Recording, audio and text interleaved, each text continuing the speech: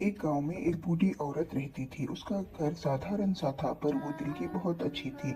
एक रात अचानक उसके दरवाजे पर किसी ने दस्तक दी। वो ये देखकर चौंक गई कि वहां पर एक राजकुमारी दो सिपाहियों के साथ आई हुई है।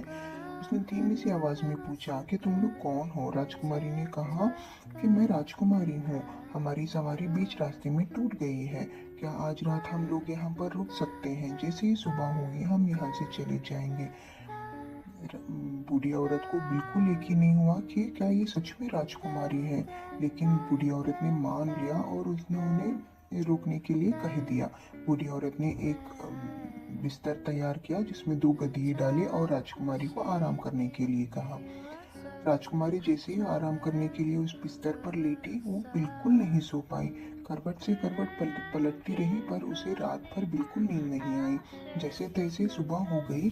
जैसे ही सुबह बूढ़ी औरत आई और पूछा कि बेटा रात कैसी गुजरी।